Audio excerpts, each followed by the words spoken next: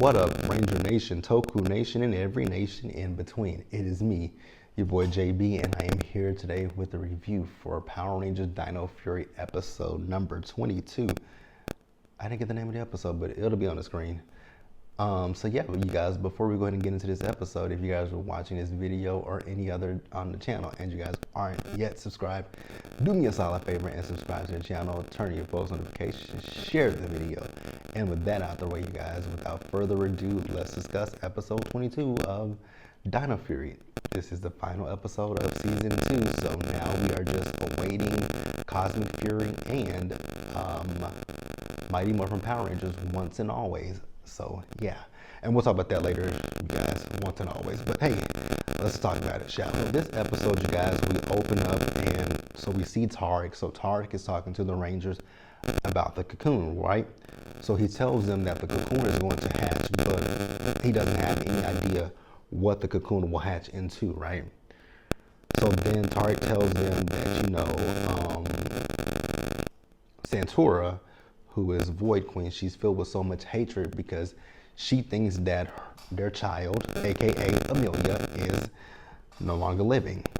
So Amelia is wondering to herself, like, so since I was able to get through to you, do you think that the same thing can be done when it comes to Santora? So they teleport to Buzz Blast, right? And Oria and her team are still there battling with the Sporix, and they've defeated the final Sporix, right? And that Sporix went to the cocoon where, you know, Void Queen is. And it's so interesting watching this. Like I said in last week's review, that looking at Void Queen, she just gives me so much of Trakina and Queen Banshira. So they want to get, so what they want to do is they want to get the cocoon out of Buzz Blast and take it somewhere. So, you know, what's his name? Zato feels like he can use the Dino Knight armor and he can teleport it out of there, right? But Tarek says, no, don't do that. Give it to me so I can turn into Void Knight for the last time. So that's what happens. They give him, so he gave Tarek that and he turned into Void Knight and they teleported out, right? So let's pause here and let's move forward, you guys. So we do see that the cocoon has been removed, you know, moved, and they wonder if Tarek is okay, right? So Tarek is okay, but the Dino Knight armor key, it's destroyed, so it's no more, right? So at this point, Void Queen and the cocoon, it has, you know, it is hatched, right? And it's hatched into this big, huge Sporix like Megazord. Now, I didn't finish, you know, Real Soldier, so I don't know if this was the final villain of Real Soldier or not. But if it is, you guys can definitely tell me in the comment section below, right? So they call on the Zords to battle with this, you know, big, huge thing, right?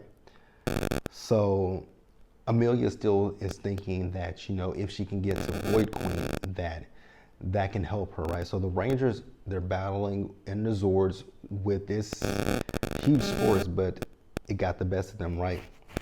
So once again, so we're back to Amelia's plan, getting to Void Queen and, you know, showing Void Queen that Amelia is in fact her daughter.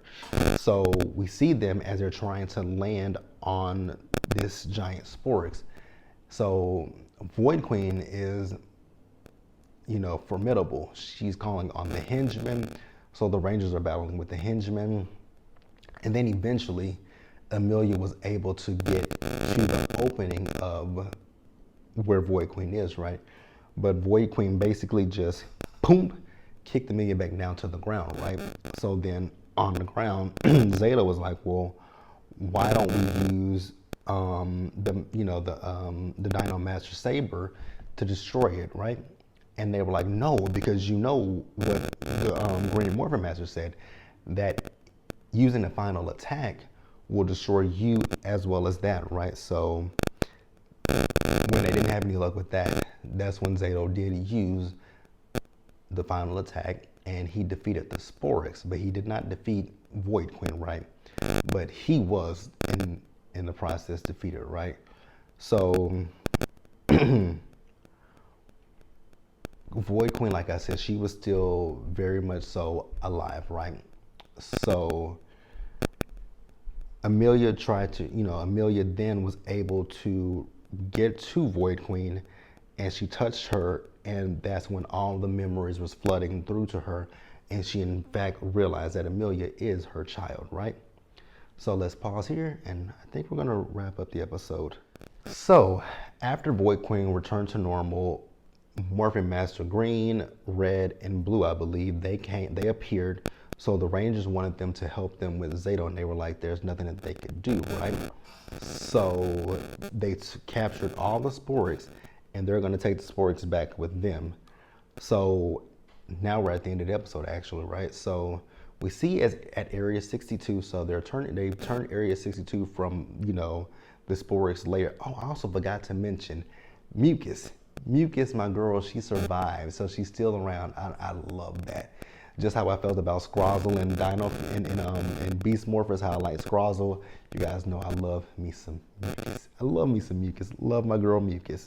So she's still around, right? So they've turned Area 62 into a place for the Ravconians. So we also see that Tarek and Centaura, they're having another baby and having a girl. So we also see that Izzy has graduated from high school, so she's going to be with to do her racing. Ian has his own restaurant now, and so Solon then calls the Rangers back to the base, and because there's this energy over trying to hover over the base, so they teleport to the base, and when they get to the base, there is Zato. Zato appears, and he's in this white suit. He's in this white ranger suit, but he still has his red helmet, right?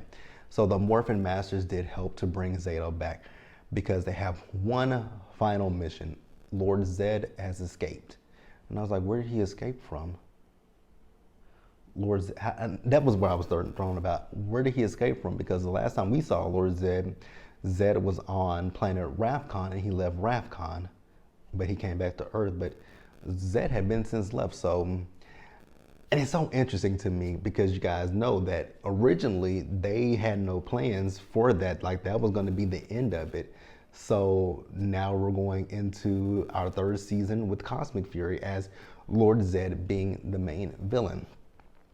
Very interesting that they had no plans for it. It's giving like this season right here, because like I said, they didn't have any plans for season 3. But it's giving kind of like, with Power Rangers RPM, because you guys remember RPM left off on a cliffhanger and Venjix was still a part of, Scott's Morpher. And then they finished Venjix storyline up with Beast Morphers with Venjix. And so now we're going to finish up Dino Fury storyline with Cosmic Fury with Lord Zed. So yeah, you guys, I'm really interested to see how this plays out. I know that Cosmic Fury is only 10 episodes, right? So I'm cool with that. They can wrap it up in 10 episodes, that's fine. But yeah, you guys, that is the end of Power Rangers Dino Fury Season 2. So next week I will do a wrap up of Season 2, just to let you guys know my good, my bad, which there's actually no bad. There's really no bad in the second half.